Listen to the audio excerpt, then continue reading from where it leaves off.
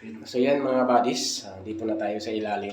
So na-check na natin itong kasalukuyan natin na tinitingnan yung code layer secrecy na tinatawag natin ng Japanese Imperial Army ng engineering adya na layout.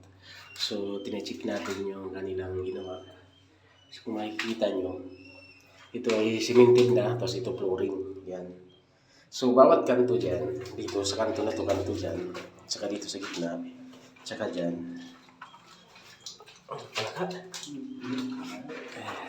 Yan ay mayroon sila dito na kukuha na tamago. So, dito rin natin nakuha yung paa ng bata.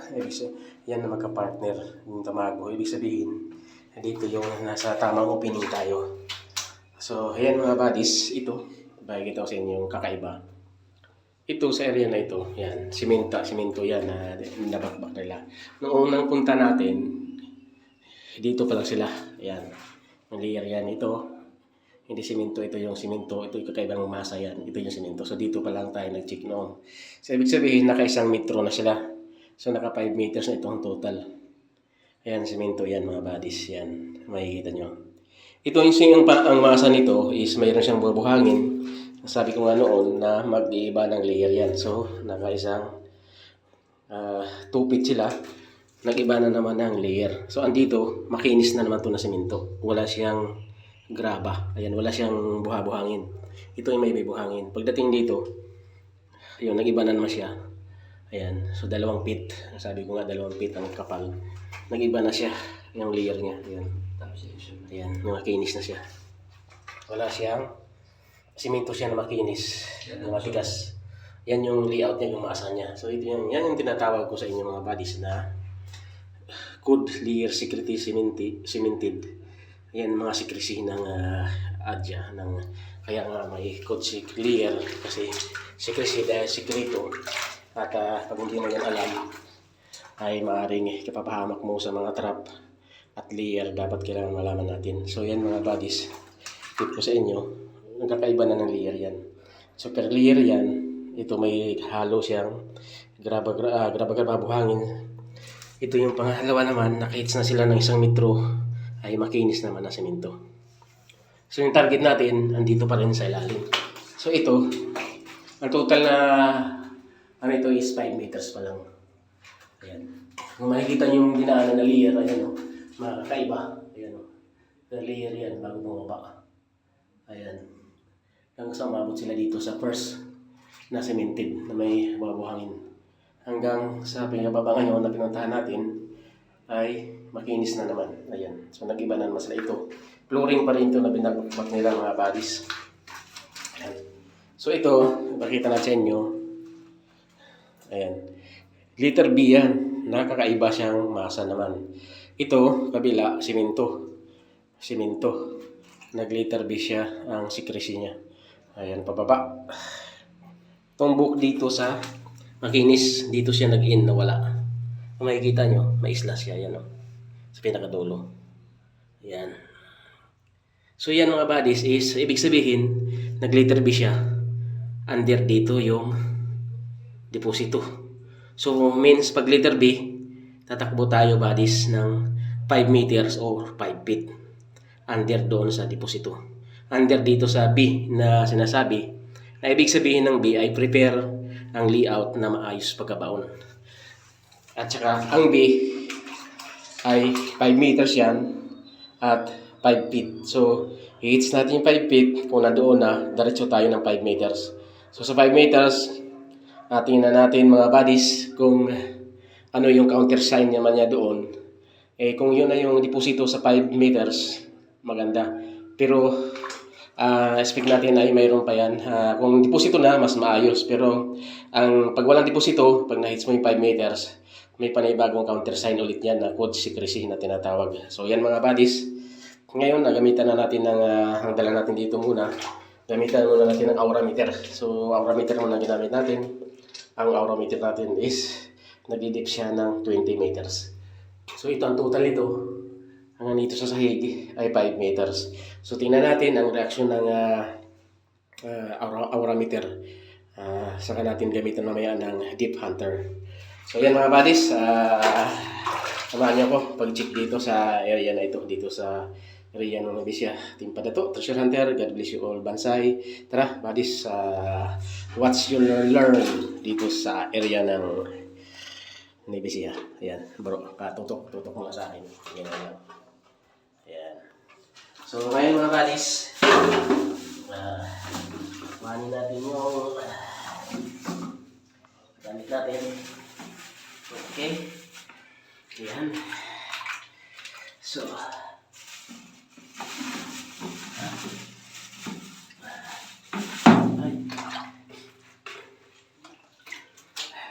gamitan natin ngayon ng maris ng aura meter. So ito yung aura meter natin. Ang range nito, ang deep ay 20 meters. So naka 5 meters na siya ang lalim. So ito ginamit natin aura meters para makita natin yung aura niya at yung lalim. Yung Japanese one kasi 100 meters ang lalim doon. So ito muna gamitin natin yung aura meter. So actually halos parehas lang sila ng Japanese one. Ito may anti-decoy din. Yung Japanese one is may anti-decoy din. So yan mga buddies ha.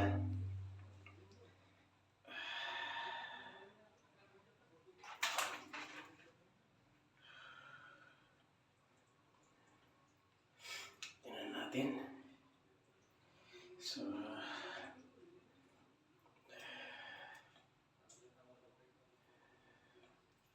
ano na natin yung okay nakauna. Pula natin mga buddies.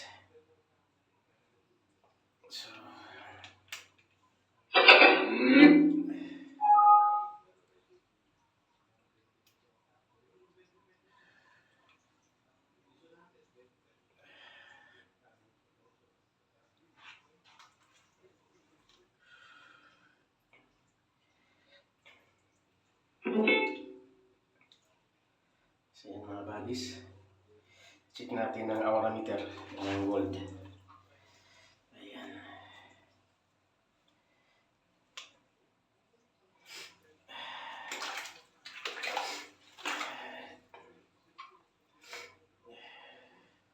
So yan mga buddies, nakatayo siya ng steady yung aura meter natin. Ibig sabihin, nandito pa rin sa ilalim yung ating target. Hindi pa rin tayo na release. Ayan, try natin ipaling yan. Ayan, matayo siya. Ayan.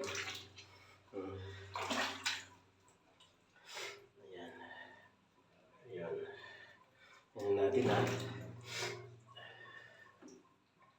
So, matayo siya. Ayan. Matayo pa rin siya.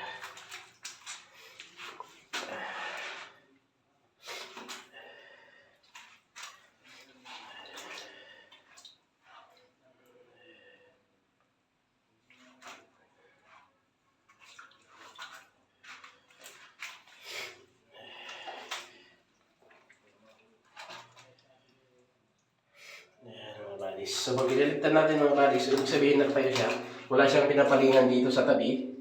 Ayan, hindi siya pumapaling. Hindi rin siya pumapaling doon sa tabi. Ayan, ililigtan natin mga buddies. Ayan, ibig sabihin, naka-under pa rin. Ayan. Ayan, so igit na natin. Nakatayong tayo siya mga buddies. Ayan. So pag binaligtan natin yung mga buddies, ay iikot na yan. Ayan.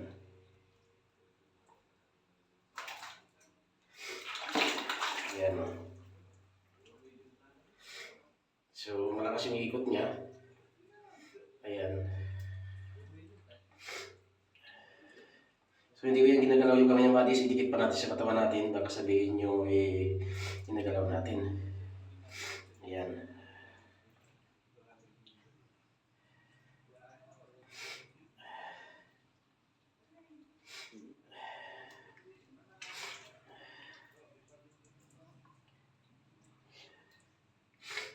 Malakas yung ikot ng mga buddies. Iba natin yan. Lalo siyang magwawala. Ayan o.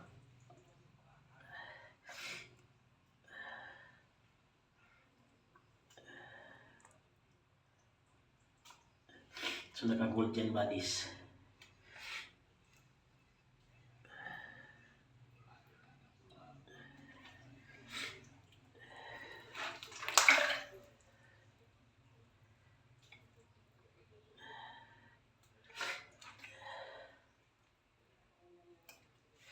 Yan buddies, ano natin ng tons, kung nakaabot siya ng 100 tons. Kasi ito, giveaway lang to, mga maliit lang na deposito ito, 3 bucks o 4 bucks lang to.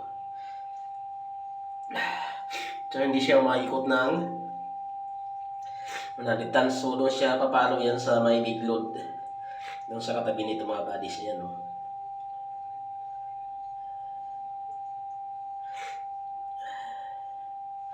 Sa big load siya. Tapos pag tinayo natin, doon yan siya tuturo sa big load. Ayan o.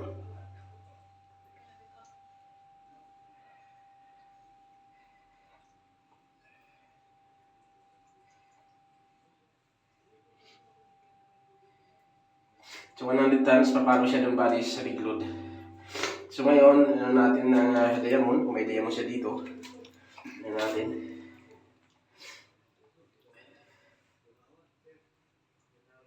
So wala siyang reaction, hindi siya umikot. Okay. Sinisipon tayo mga buddies. Sa ano natin, sa ano natin, medyo ano tayo. Ngayon, ano natin ng gas, kung may gas siya. Ang may gas dito buddies yung volume. Doon siya pupunta. Ayan. Ibig sabihin, wala dito sa target. So ito, wala siyang, hindi siya mabot ng 100 tons. Ibig sabihin, mula 100 pababa, 90 pababa is yun ang load niya, ang laman niya. So tingnan natin kung may bomba.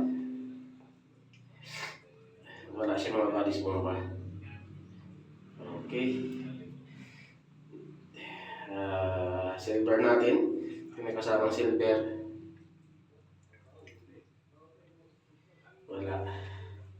Wala din siya diamond. So ano natin ang kahoy siya na box na gold, naka-brick siya. Ayan mga buddies. So pusa siyang iikot. Ayan. Ayan. Kasi naka-box siya ng kahoy mga buddies. Pag ginawa pa natin, lalo yan mawawala. Ayan. So hindi yan nakaikot yung kamay ko mga buddies ha. Sinandal ko lang yan sa paa para makita nyo na hindi ko yung ginagalaw. Kusa kung may ikot yan. Kung ano yung nakano sa kanyang definition tick dito sa apps niya. Ayan. So yan mga buddies ay tikman natin yung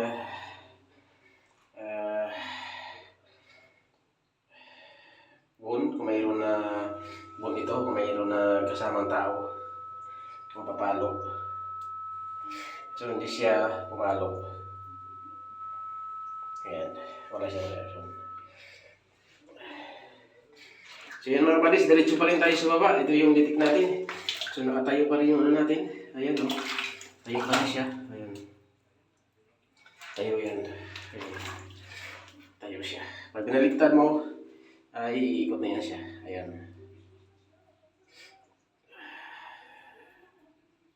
Ang lalim nito ng aurameter natin is 20 meters. Ayan.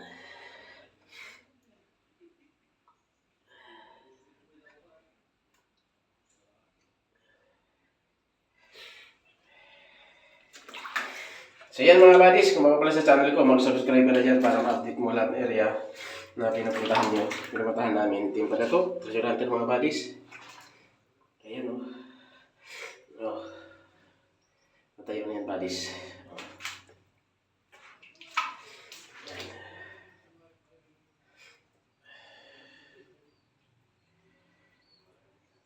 Tatayo siya. So wala siya dito sa gilid. Kasi kung mayroon siya sa gilid mga buddies dito, ay papalo na yan siya dyan. Ayan. So, ibig sabihin, diretso pa rin tayo sa target sa baba. Ayon din sa mga cruise na kita natin. So patuloy ito mga buddies. So, wala natin sa 100 tons ha. Ang 100 tons doon sa kabila. Doon. Sa bandang code 1. So ito, papalo to doon. Kasi itong ilalim na to, hindi siya pumasok ng 100 tons. So ibig sabihin, 90 pababa lang siya, 90% pababa. So 90 tons na siya, pababa ng laman nito. So ito, ay papalo siya doon sa 100 tons. Tingnan natin mga buddies, 100 tons yan, no? Ayan, paano yan siya? Ayan. Kasi ito, hindi naman siya 100 tons. Ayan, no? Doon siya pumalo sa big load sa ang positioning niya is code 1. Okay. Nasa ang posisyon ng pag nandito ka sa posisyon ng water element, ang big load ay nasa fire element. Yan mga buddies. Kapalo siya doon. Ibig sabihin, pag walang laman sa gilid, ibig sabihin, hindi tayo lumagpas. Kasi nakatayo na sa STD. So ito, nakapalo siya doon sa big load. Ayan. Ayan. Kasi doon ko siya nalaman ng big load. So balik natin ulit sa gold mga buddies. Ayan, gold dyan. So kusang tatayo lang siya ng STD. Ayan. Hindi siya gagalaw. Ibig sabihin, tuloy pa rin tayo sa ilalim. Pag biniligtad naman natin mga buddies, ay iikot naman siya. Magti-360 siya.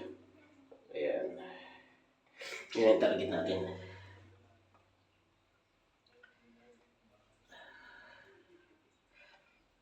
So malakas ng ikot niya mga buddies ay halos magwawala na siya.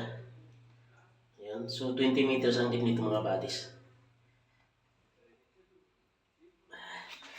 So once again mga buddies, kung bago ka sa channel ko, mag-subscribe na dyan para ma-update mo lang area at pinupuntahan ko. So ngayon naman ay subok na natin ang deep hunter.